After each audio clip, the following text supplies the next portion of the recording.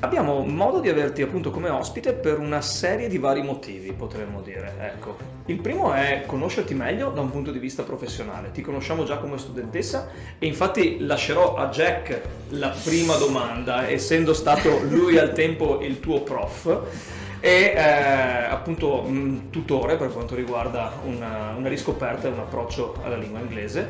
Lui però cercherà appunto di orientare questa tua prima domanda, questa tua prima question, di questo question time a livello di podcast, più verso quelle che magari sono le tue esperienze e i tuoi sviluppi professionali di persona appunto all'interno di un mondo estremamente interessante che è quello del design e dell'interior design in particolare. Se tu ami il tuo lavoro e lo trasmetti ai tuoi clienti, poi insomma i risultati arrivano. Io poi mi sono staccata dalla mia famiglia, nel senso mi sono staccata dall'attività del mio papà e ho aperto questa mia attività qui a Bassano perché veramente si possono trasgredire non tutte, ma quasi tutte le regole. Ci sono delle regole ben precise, ma tante si possono trasgredire. Non è come la grammatica, insomma. No, gli uccelli per esempio, non so, il gabbiano fa il nido per il gabbiano, il pettirosso fa il nido per il pettirosso, ma non è che il gabbiano si deve fare il nido come il pettirosso, cioè noi siamo un po', ma è un po' la nostra società purtroppo che ci porta a fare questo, siamo un po' tendenzialmente abituati a... Specialità, quanto la metti in pratica e che valore dai anche nell'approcciare e nell'analizzare quello che è tutto il mondo dell'interior design con cui in qualche maniera o ti accompagni o alcune volte, come appunto Jack ha introdotto, vai a sbattere contro. Adesso stai facendo un balzo a quello che è l'international come riferimento, come mercato, in cui ti dovrai ritrovare non soltanto a comunicare in una lingua, in una grammatica diversa, ok? Ma ti dovrai raffrontare con culture, metodi di comunicazione, canali comunicativi estremamente più Che vasti. poi abbiamo presentato appunto in Fiera Milano.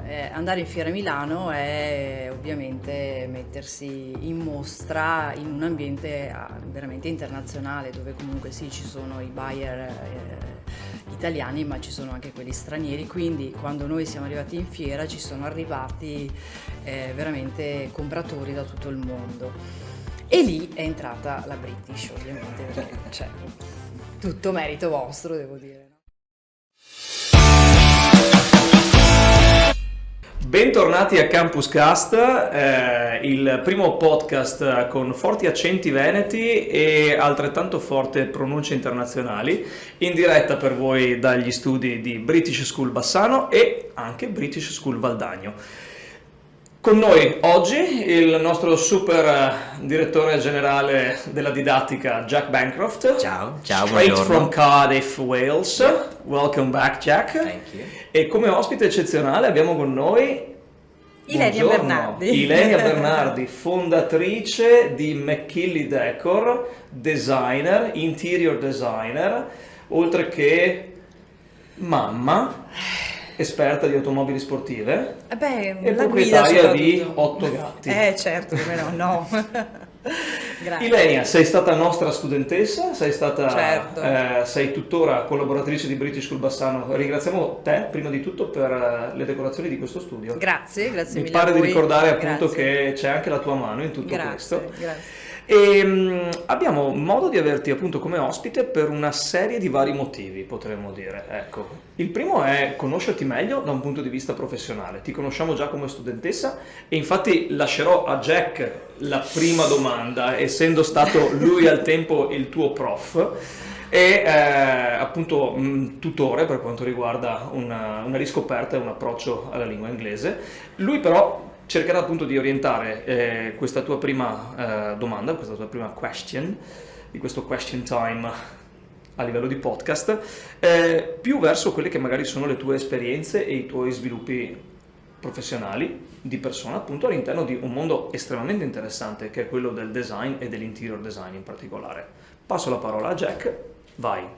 Ciao, bentornati alla scuola. Ciao, Esattamente, grazie. bentornata. È sempre bello tornare qui. Esatto, grazie, perfetto. Sì, è bello averti qua, esatto, fantastico. Sì, abbiamo delle domande per oggi. Uno, innanzitutto, è sì, come Come hai usato la tua conoscenza linguistica, le tue conoscenze linguistiche che hai imparato qua, che hai approfondito qua?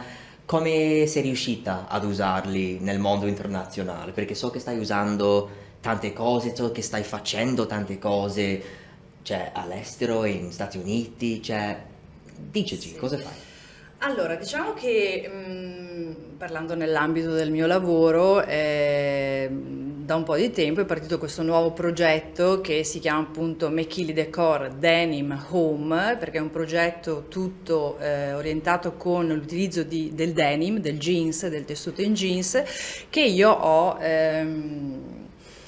inserito nell'ambito appunto dell'interior design, nell'arredamento, quindi creando inserti nei mobili, nell'arredamento e poi insomma questo progetto è cresciuto molto, è cresciuto ogni giorno come una torta, lievitava e quindi sono fatte un sacco di cose che poi abbiamo presentato appunto in Fiera Milano. Andare in Fiera Milano è ovviamente mettersi in mostra in un ambiente veramente internazionale, dove comunque sì, ci sono i buyer italiani, ma ci sono anche quelli stranieri, quindi quando noi siamo arrivati in fiera ci sono arrivati veramente compratori da tutto il mondo. E lì è entrata la British, ovviamente, perché cioè, tutto merito vostro, devo dire, no? Questo è un punto, diciamo, Sì. di arrivo. È Adesso, un punto di partenza. dato questo spoiler, ok, Sì. intervengo io. Come si è arrivati a McKinley Decor? Allora, se intendi come è nata Mechili Decor è nata, io ho aperto la mia attività qui a Bassano nel 2008, Ok, e prima del però, 2008, però sono... quanta generazione, quanta famiglia c'è in ciò che sei diventata e io- nelle tue passioni Sì, soprattutto? io sono una figlia d'arte, tra virgolette, nel senso che mio padre faceva mobili, adesso il mio papà non c'è più, però sono cresciuta dico sempre, a pane e segatura. Perché qualcuno è cresciuto a pane e libri, io sono cresciuta a pane e segatura. Mio padre mi ha sempre Ottima mescola. sì, no, è venuto fuori qualcosa di buono comunque, dai. Nel senso che io mio papà aveva questa fabbrica di mobili, io ero sempre con lui mi portava in laboratorio, io sperimentavo colori, legni, però ho imparato tanto, ovviamente non è stato facile perché non era facile in quegli anni, insomma, anche perché mio padre non mi ha mai risparmiata, nel senso che ho lavorato in tutto quello che c'è da fare nella nostra attività, dall'ufficio proprio alla materia prima, quindi proprio alla lavorazione del legno, però ho imparato tantissimo, io ho un'esperienza nel mio campo che insomma che mi sono costruita veramente in tanti anni di attività e questa è l'eredità più preziosa che il mio papà mi ha lasciato.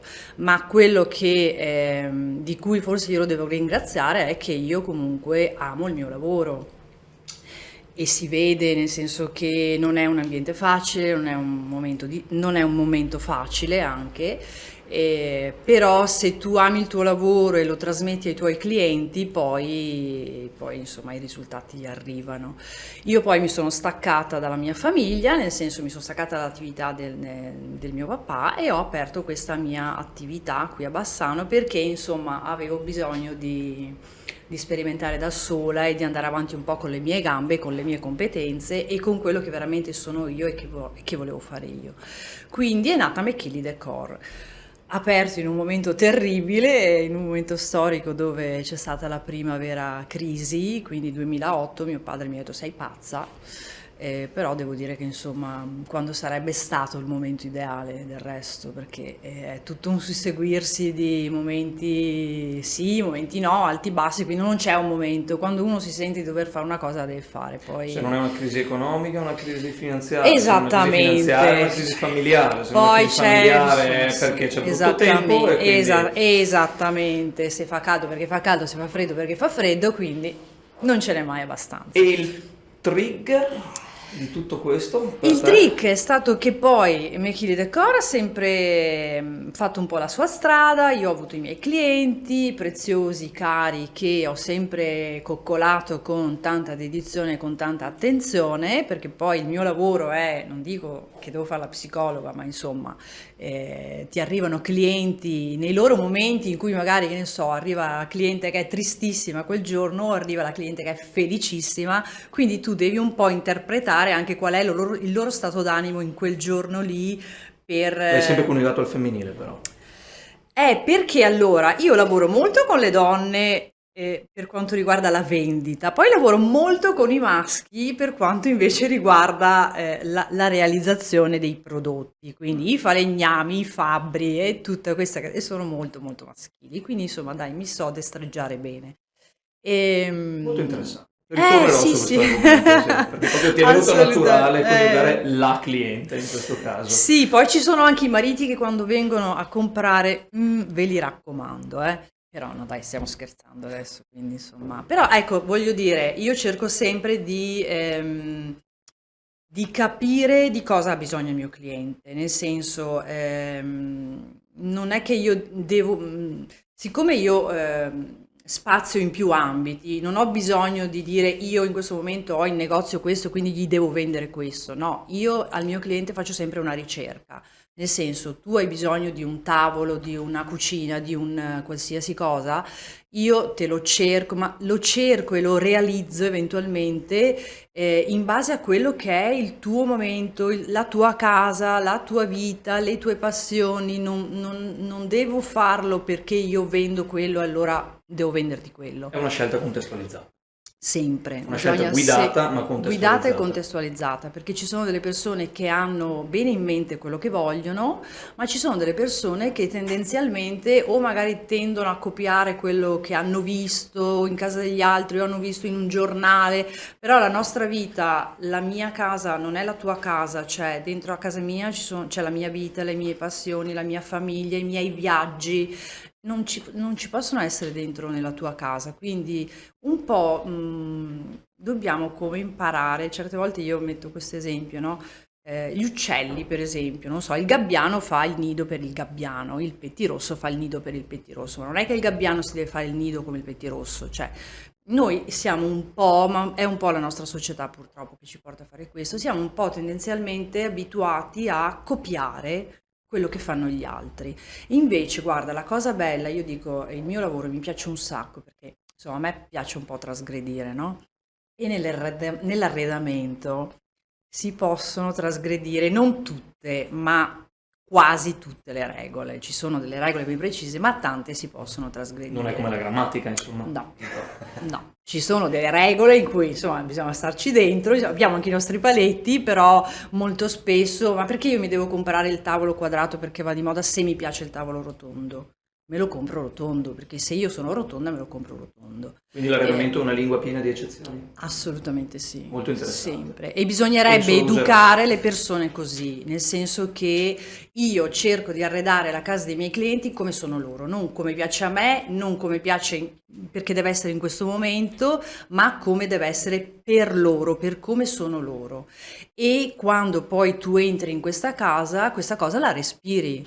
Perché ci sono delle case dove tu vai dentro e ti sembrano delle riviste di arredamento, oppure c'è il periodo in cui entro su delle case e sono tutte uguali, sono tutte grigie, sono tutte nere, e questo purtroppo a me fa un po' tristezza, però vabbè, dopo ognuno... Ma io insomma i miei clienti me li curo così Li colori bene. me li coloro bene, No, sì. molto bene. Una delle cose che vorrei esplorare anche con Jack è l'elemento comunicativo. Mm.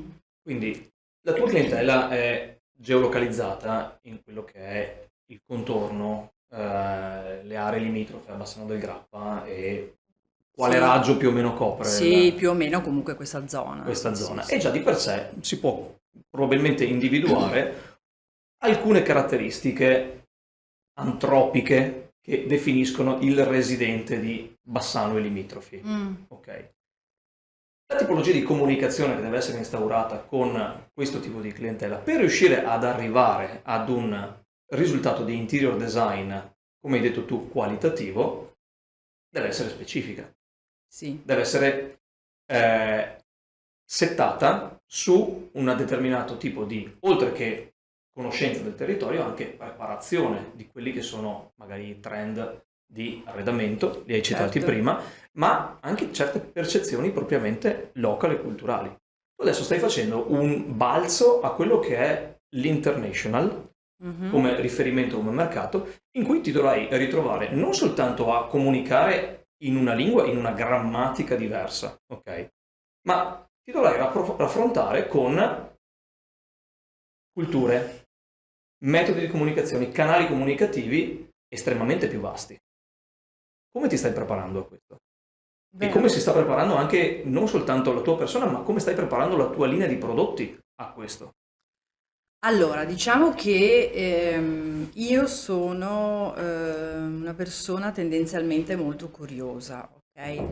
E sono molto anche proiettata verso i giovani. Quindi mi sono un po' accerchiata. Allora, questa mia curiosità fa in modo che io ogni giorno io ogni giorno sono sempre convinta che imparerò qualcosa di nuovo. Mhm. Quindi non sono mai arrivata, non ho un giorno in cui dico vabbè cosa faccio oggi.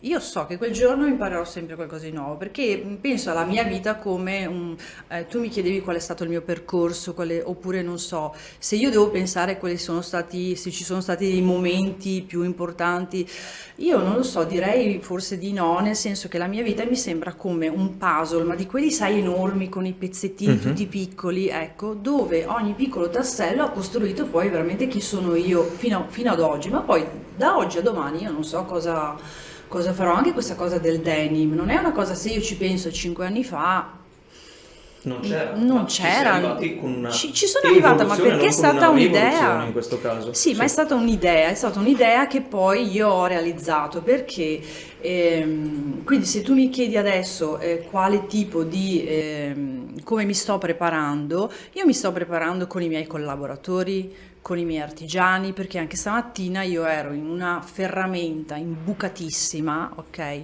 Ed eravamo lì che cercavamo di capire come riuscire a costruire questa cosa di cui sto facendo i prototipi, che devono essere pronti per il Natale. Quindi ogni giorno io devo. E invece per quanto riguarda i giovani, io per esempio sono molto meno tecnologica, tra virgolette, dei ragazzi che invece hanno la tecnologia, lo vedo nei miei figli oppure lo vedo con chi lavora con me. C'è una ragazza che mi sta aiutando e quindi lei è molto più smart su queste cose, no? E quindi io ho tanto da imparare da lei, da questo punto di vista, lei ha tanto da imparare da me, ovviamente. Quindi mi piacciono questi scambi ed è questo che poi ti fa crescere. Ognuno deve fare e deve mettere il suo. Io ho le mie competenze, lei è giovanissima, è giovane, però ha le sue competenze che magari io faccio un po' più fatica per pigrizia o per quant'altro. Poi per la lingua ci siete voi, ovviamente, e quindi un po' si va avanti.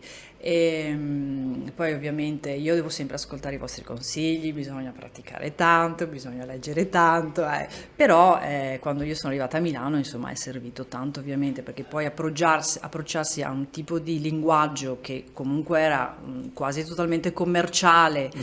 e insomma delle basi ce le avevo e quindi bisogna sempre prepararsi, ma in tutti i campi. Però sono sono strutturata anche perché mi sono circondata di persone sulle Molto bene. quali. Penso che comunque anche l'esperienza derivante dal... Scusate.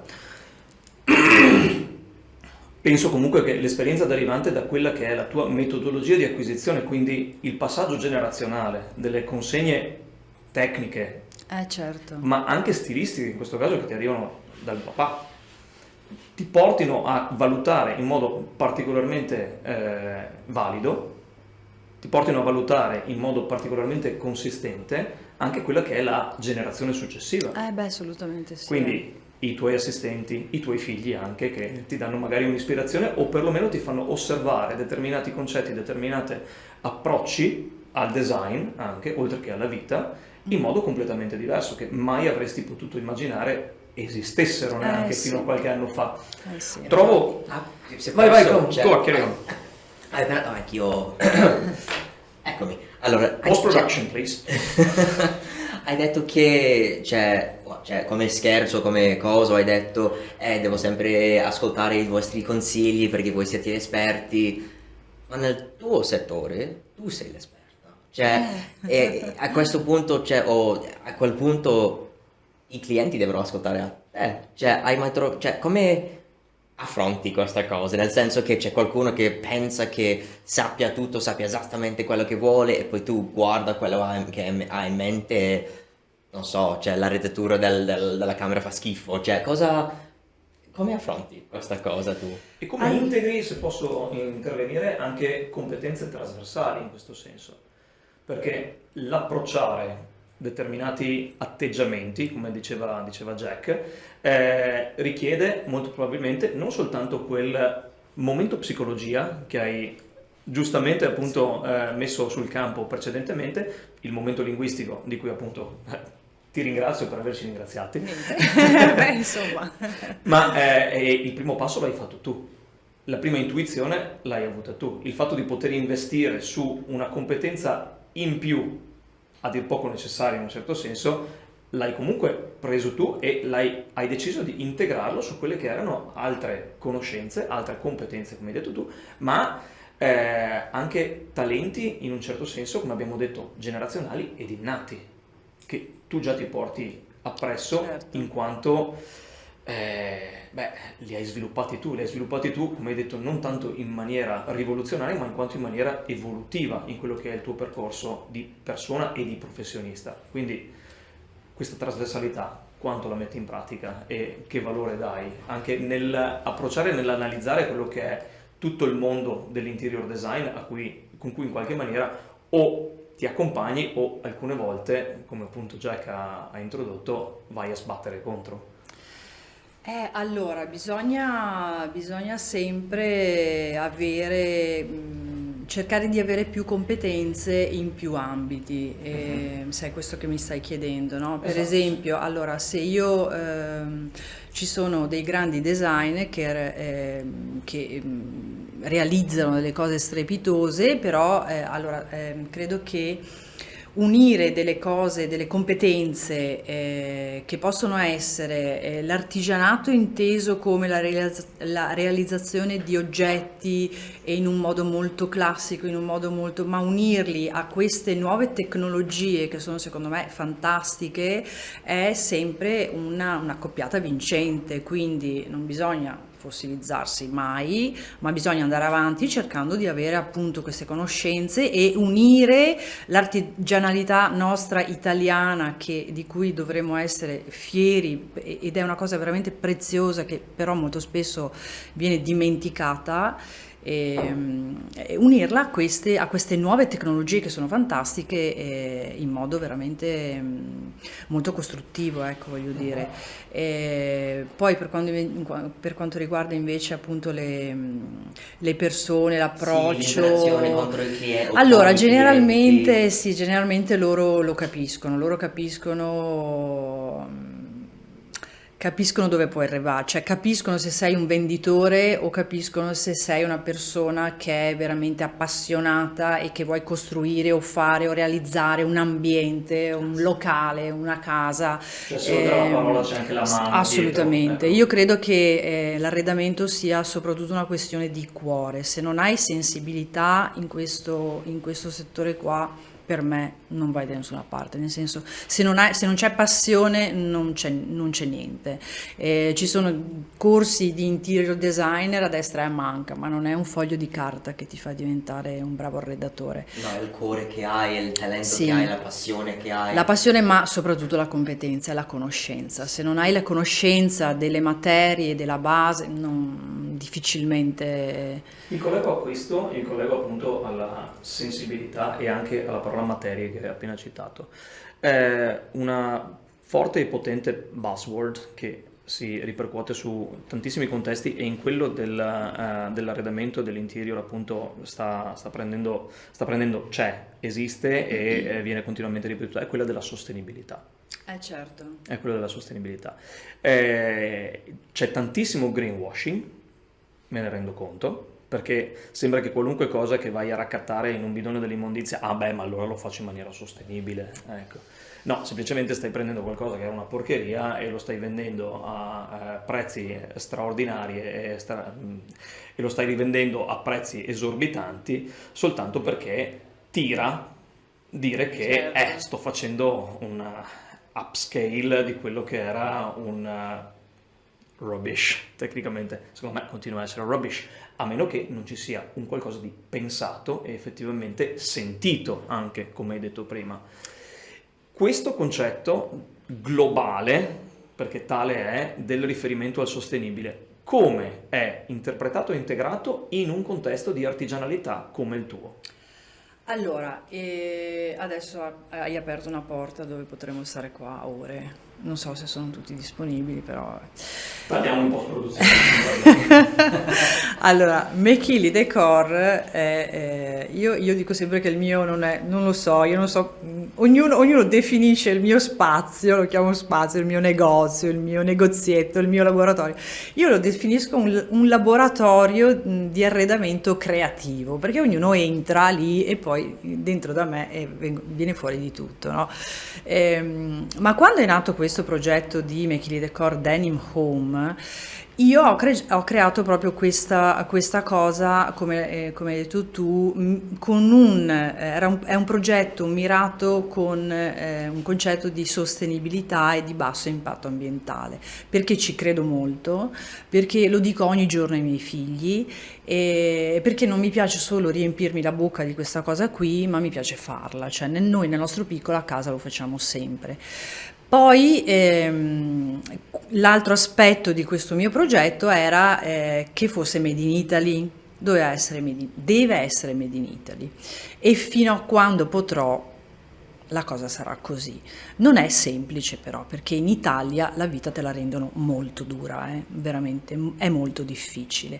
Allora, il mio jeans, tutto il jeans che io uso è un jeans recuperato, un denim recuperato. Cosa vuol dire? Che non è un denim usato, è un denim nuovo che però veniva accantonato perché fuori produzione, fuori collezione dai brand della moda, e quindi viene praticamente dismesso, fine rotolo, fine pezza, fine rotolo, e loro non se ne fanno più niente, ma capisco, perché loro hanno un tipo di lavoro diverso e rimane lì, ma è stato costruito veramente con un lavoro immane, perché se voi fate un po' di ricerca... Con un valore commerciale iniziale particolarmente consistente. Certo, ma causando non poche, non voglio dire problemi, non mi piace questa parola, però allora la costruzione del denim, proprio come tipologia di tessuto, è un bel grattacapo, nel senso che ha veramente... Io adesso non voglio parlarvi di tutto questo perché è veramente lunga e anche un po' triste a volte, ma insomma è veramente tosta. Quindi lasciare là tutta questa merce, tutto questo materiale inutilizzato, io ho detto: ma perché devo andare a farlo? Perché devo andare, se ce n'è così tanto inutilizzato? E ti assicuro che io la vita me la sarei veramente semplificata, Perché cosa vuol dire? Vuol dire che ogni oggetto che io faccio con il mio denim è unico. Allora, io ho fatto delle borse, per esempio, e molte di queste sono già andate a New York e a Los Angeles, ma chi le ha acquistate ha apprezzato il fatto che su centinaia di borse non ce n'era veramente una uguale all'altra. Perché? Perché il denim non è continuativo e quindi ogni oggetto è unico. Quindi per me sarebbe stato molto più facile. Vuol dire che la sarta deve farne una alla volta, non è che srotola il pezzo di denim e taglia 100 borse, no, vuol dire che deve farne una alla volta su un pezzo di denim che noi abbiamo recuperato, ed è veramente complicato. Poi dall'altro campo c'è la produzione in Italia. Un dipendente, una sarta o un tappezziere a noi non costa €1 al giorno, e lo sapete bene anche voi, quindi non è che io vendo i miei prodotti a caro prezzo perché me la tiro o perché questa cosa è di moda. Io la vendo a caro prezzo perché costa tanto produrla in Italia, se no bisognerebbe fare come fanno tanti altri, non volevo dire tutti, ma dico tanti, facciamo produrre tutto in Bangladesh o in questi paesi poveri dove comunque... guarda, io ho visto un servizio qualche giorno fa alla televisione e vi consiglierei di vederlo, su questa moda fast fashion, che è veramente triste. è veramente molto E su triste. cui diciamo che non soltanto l'impatto umano, ma anche Allora, l'impatto ambientale e l'impatto d'insieme vanno a essere completamente però sono delle scelte che devono esclusi. essere fatte ogni giorno da noi a casa, nel senso quando stiamo acquistando qualcosa bisognerebbe pensare dove è stata costruita questa cosa e da chi è stata costruita. Io ci tengo a far lavorare le persone nel mio territorio, Mhm. lo faccio a caro prezzo perché costa tanto. Però non voglio far morire questa cosa qua, non voglio sentirmi colpevole di avere fatto questo, perché l'artigianalità in Italia sta veramente, secondo me, non dico scomparendo, ma quasi. Poi, ecco, bisognerebbe che dall'alto succedesse qualcosa di un po' più, perché non c'è nessun tipo di aiuto per queste persone, insomma, quindi è ovvio, io capisco le aziende che poi si devono riversare nei paesi stranieri però se io compro una maglietta da 2 euro o una borsetta da 5 euro, dovrei chiedermi chi l'ha fatta Mhm. o dove è stata fatta. Dove E sta? invece la maggior parte delle persone non lo E che fa. impatto ha avuto sull'ambiente, per esempio, sempre per tornare sulla questione Esattamente. Allora c'è sostenibilità, un oltre che, cosa deserto, anche importante, l'impatto sulle persone. assolutamente. Alla fine siamo noi a vivere su questo Quindi non pianeta. bisogna solo parlarne, bisogna farle le cose Mhm. e tutti noi nel nostro piccolo lo possiamo fare. Quindi Mechile Decor, io col mio progetto, ma io sono stata contenta quando mi hanno scelto per questo acquisto che poi è andato oltreoceano, perché per me è stata una grande soddisfazione che sia stato capito il concetto di questo progetto. Ma anche Poi guarda, anche il potere, cioè l'importanza di questo Made in Italy. Cioè, Made in certo. Italy non è una marca, non è qualcosa di figo, qualcosa di Mm. bello. Cioè, no, è Made in Italy perché è questa idea di promuovere, come hai detto tu, promuovere noi, promuovere questo Assolutamente, posto, questo locale, questa zona. Cioè, per non assolutamente. farlo morire, per non lasciarlo sparire, come hai detto tu, cioè Eh l'idea sì. del locale, delle persone locali, sì, dei nostri vicini, è una cosa molto importante per noi anche come scuola, come British School, Bassano, Mhm. Valdagno, Campus Cast, ma anche per te, e lo vedo, cioè Made in Italy, non voglio altrove, non voglio qualcos'altro, perché ci tieni molto. Assolutamente, certo. Non è facile, non è una questione molto semplice, però insomma dai, noi ce la mettiamo. Io ce la metto tutta ogni giorno. Benissimo. Poi ripeto, ma insomma, ecco, magari mi sto ripetendo, però io ai miei ragazzi insegno questo. Voi magari comprate meno, però cercate di fare veramente un acquisto consapevole, ma veramente consapevoli di quello che state acquistando. E noi come adulti, come genitori, abbiamo veramente un dovere in questo e soprattutto nei confronti dei nostri figli, perché noi adesso a fatica, ma stiamo veramente rovinando dei paesi nella terra per quello che stiamo facendo. Io non lo so, i miei nipoti, se avrò mai dei nipoti, ma non so le generazioni future cosa si troveranno. Quindi abbiamo veramente questa responsabilità nei confronti di queste nuove generazioni sull'acquisto consapevole e sul sapere veramente da dove vengono le cose. Quindi il valore reale, Assolutamente. oltre l'oggetto in sé, oltre l'oggetto Assolutamente. in sé. Ripeto, io se avessi fatto il mio progetto con il jeans, con una nuova produzione di jeans, avrei avuto la vita facilissima. Io ormai ho jeans accumulato ovunque, quindi anzi ringrazio la mia famiglia che Li sta usando, sta no, vestendo, sopporta questa sopporta, ok. invasione di Di jeans. volumi e tutto quanto è Sì, di vario smistamento, insomma, vabbè, comunque dai. sarà un'ottima palette colore in giro per Sì, casa tua. assolutamente, però guarda, allora siamo partiti veramente, non dico per caso, per gioco, ma anche quando siamo arrivati a Milano, io mi ricordo che quando siamo partiti il giorno che dovevamo poi presentarci in fiera, abbiamo detto ragazzi, guardate, profilo basso, perché qua potrebbe anche essere che non ci vede nessuno, anche perché eravamo in mezzo a dei colossi, quindi insomma io mi ritengo ancora molto molto molto piccola E invece poi insomma sono stati loro che ci hanno notato e che si sono accorti di noi. A me ha fatto veramente molto piacere, perché è piaciuto il progetto, perché è piaciuta l'idea, e non sono la prima perché non ho inventato niente,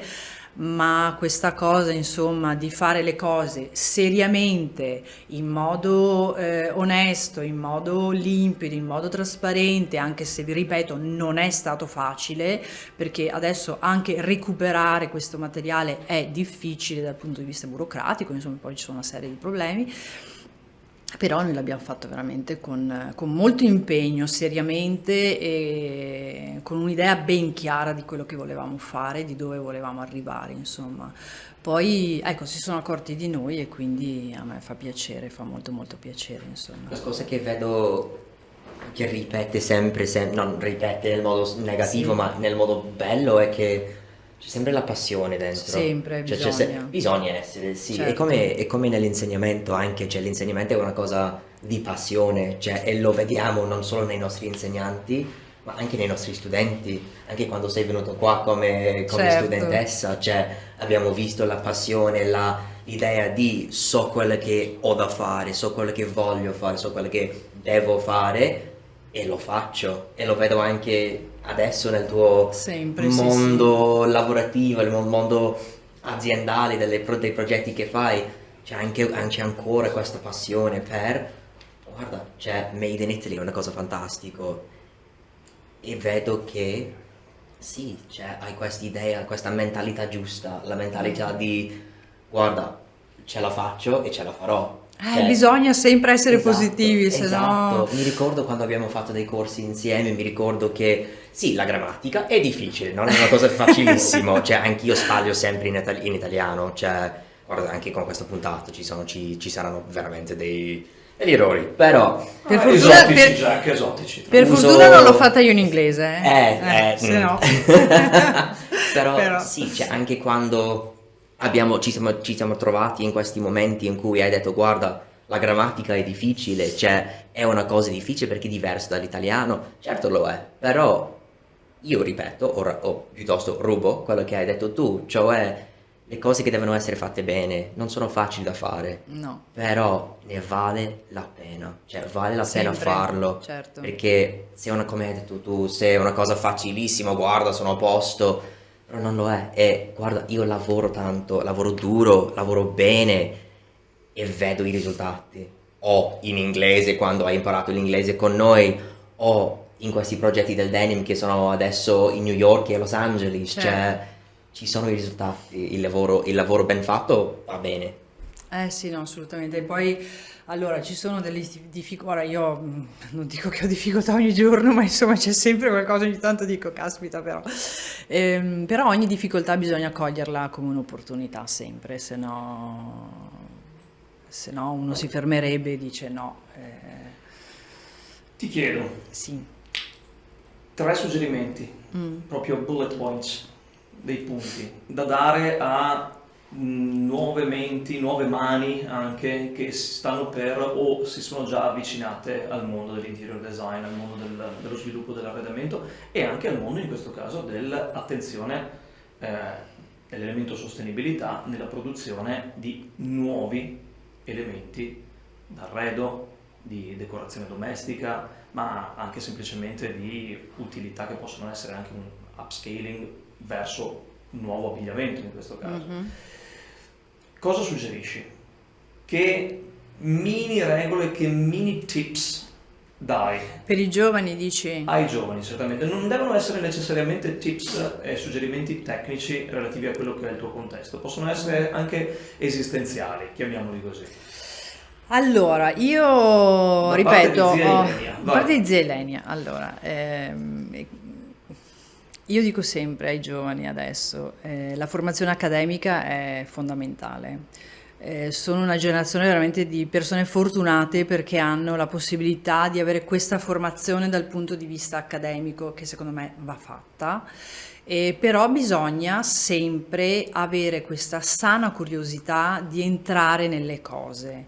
Quindi, perfetto, leggere, studiare, ok, però ai ragazzi credo manchi un po' la formazione dal punto di vista della manualità, quindi di entrare bisognerebbe che i ragazzi veramente entrassero nelle fabbriche, Ecco, non è colpa loro perché è veramente colpa del sistema, secondo me, perché mi ricordo che ai miei tempi, quando si arrivava l'estate, i ragazzini andavano veramente dal In fabbrica? vicino in fabbrica per l'estate a Sotto il lavorare. portico? Esattamente. Adesso non è così semplice, cioè se mi viene un ragazzino da me in negozio a chiedermi, comunque la burocrazia non è che ti rende le cose così semplici e secondo me è una grossa perdita per i ragazzi da questo punto di vista qua. E poi il mio consiglio, ma è quello che faccio io, è che se la tua testa ti dice di fare una cosa, ok? Perché tu hai delle idee, però comunque ti viene detto o la tua testa stessa ti dice sì, però è rischioso, perché magari è rischioso per motivi X, ma il tuo cuore ti dice no, fallo, io ascolterei il cuore, perché se no non si farebbe mai È niente. perché hai detto Susanna Tamaro quella volta. Ma non lo so. No, forse perché io ho fatto così, ho sempre fatto. Allora, sono sempre stata dentro nei paletti quando lavoravo dai miei, ok? Quindi ho sempre seguito delle regole ben precise. Poi però quando ho detto vabbè adesso basta perché è ora che comincio a volare da sola, dico non è facile, non è stato facile, ma insomma è giusto farlo. Certo che è rischioso, tutto è rischioso, però C'è anche la soddisfazione benvenuti. del levarsi in volo di scegliere una Quando una rotta. mia amica mi ha detto apro la partita IVA, io ho detto guarda, brava, hai veramente tanto coraggio, gli ho detto, però è giusto che tu lo faccia e benvenuta tra di noi. E va bene così, deve essere fatto così, perché sennò se stai lì a pensare ogni volta, e i ragazzi devono rischiare, noi dobbiamo veramente aiutare questi ragazzi a prendere il volo, perché Il primo passo è secondo sempre quello me loro difficile. sono di una generazione bellissima, quella che sta arrivando, perché hanno mille opportunità, mille occasioni e quindi è giusto che verrà fuori sicuramente qualcosa di molto bello da questi ragazzi. Io dico sempre che il primo passo è sempre quello più difficile, nel senso, quando io Cioè, parlo con i nostri futuri studenti, il primo passo è venire qua presso la scuola, facciamo una chiacchierata, per te e per la gente del tuo settore ho questa idea, lo faccio. Sì, ma la gente ti sta dicendo che è un po' strano, vabbè, non importa, lo faccio comunque. Questo primo passo è sempre quello più difficile, però ne vale sempre a farlo. tutto è difficile, anche imparare l'inglese è difficile, è stato I difficile, risultati io. positivi sono sotto gli occhi e le Eh. orecchie di tutti, anche grazie a questo fantastico podcast, come me la sto tirando in questo momento. Grazie mille per il boost di fiducia che stai dando verso le nuove generazioni. È stato veramente un piacere averti come Grazie a ospite, molto molto felice di riceverti Grazie. nuovamente tra Grazie. le mura di British School Bassano e in questa occasione come nostra ospite di Campus Cast. Ringrazio appunto anche Jack Bancroft, il nostro direttore didattico, per l'assistenza all'intervento. Vuoi lasciare qualche riferimento di social media, websites, indirizzi? Allora, caselle di posta? il mio sito è www.mckinleydecor.it e poi mi trovate su Instagram e su Facebook. Con lo stesso Sì, riferimento? certo. Benissimo. Sì, Perfetto. McKinley Decor. Ottimo. Nuovamente grazie a te, ringrazio Grazie. anche Alchimie Grazie a Manage voi. e Kawabonga Productions per il supporto tecnico nella realizzazione di questa nuova puntata di Campus Cast. British School Bassano vi saluta e vi augura Grazie. buon proseguo. Thanks for listening to Campus Cast. Subscribe for more insights and conversations. See you next time.